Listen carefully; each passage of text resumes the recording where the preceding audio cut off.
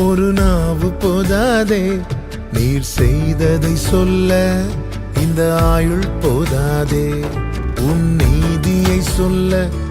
ஒரு நாவு போதாதே நீர் செய்ததை சொல்ல, இந்த ஆயுள் போதாதே. இன்று என்னை காண்பதெல்லாம் உம்மால் தானே வந்தது. இயேசு கிறிஸ்துவின் இனிய நாமத்தில் உங்களுக்கு என் அன்பின் வாழ்த்துக்கள். கடந்த நாளெல்லாம் கிருபையாய் பாதுகாத்து இந்த நல்ல நாளை காண செய்த தேவனுக்கு ஸ்தோத்திரம் உண்டாவதாக. யோவான் சுவிசேஷம் 20வது அதிகாரம் அதனுடைய 11வது வசனத்தின் முதற் பகுதி. மரியாள் கல்லறையின் அருகே வெளியே நின்று அழுது கொண்டிருந்தாள். கர்த்தருடைய பரிசுத்த நாமத்திற்கு மகிமை உண்டாவதாக.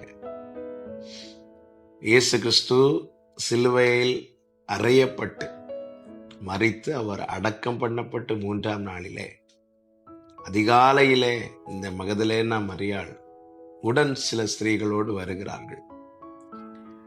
கல்லறை திறக்கப்பட்டிருக்கிறது.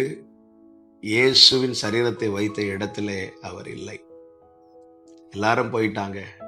இந்த மரியாள் மட்டும் நின்று அழுது கொண்டிருக்கிறாள். ஏன் அவள் அழுது கொண்டிருக்கிறாள்?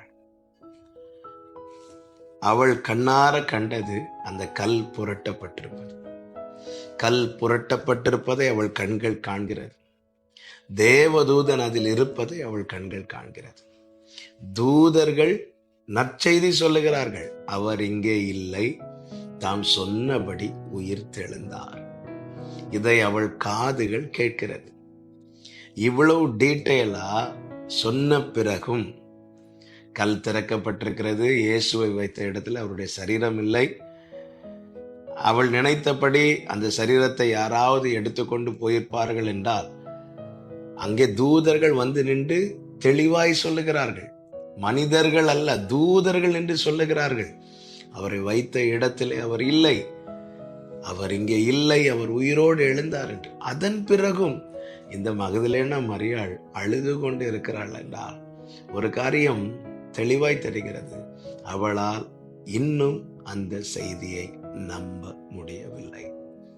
கர்த்தர் நம்மோடு தெளிவாய் பேசின பிறகும் காரியத்தை எல்லாம் நமக்கு விவரித்து சொல்லும் அளவுக்கு தேவன் நம்மோடு இடைப்பட்ட பிறகும் நாம் சில காரியங்களை குறித்து அழுது கொண்டிருக்க காரணம் என்னவென்றால், நாம் இன்னும் அந்த வார்த்தையை நம்பவில்லை.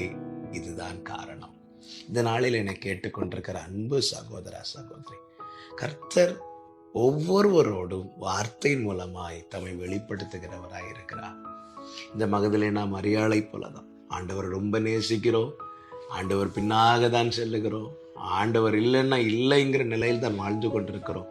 ஆனாலும் கர்த்தர் நம்மோடு பேசுகிற வார்த்தைகளை நம்ம நம்ப முடியாமல் இருக்கிறதே. வார்த்தையை உள்வாங்கிறவங்க அந்த காரியத்தை குறித்து அழமாட்டார்கள். அந்த காரியத்தை குறித்த நம்பிக்கையை அந்த வார்த்தை நமக்குள்ளே கொடுக்கிறது.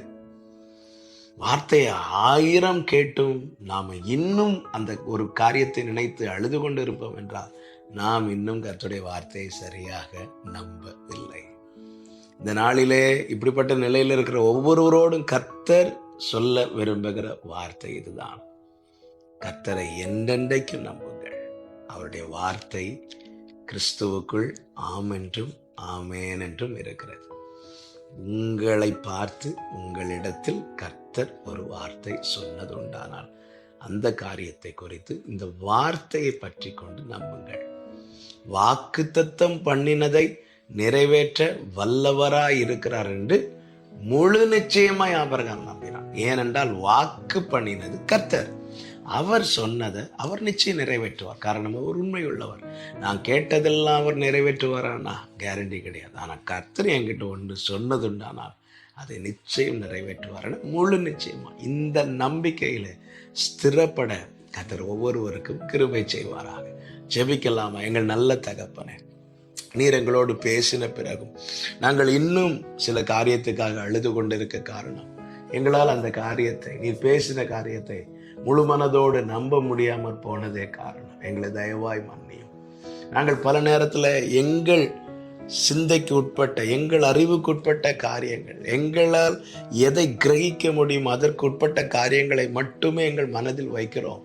கிரகிக்க முடியாத காரியத்தை செய்கிற உம்முடைய செயல்களை நாங்கள் பல நேரத்தில் எண்ணாமல் போகிறோம்.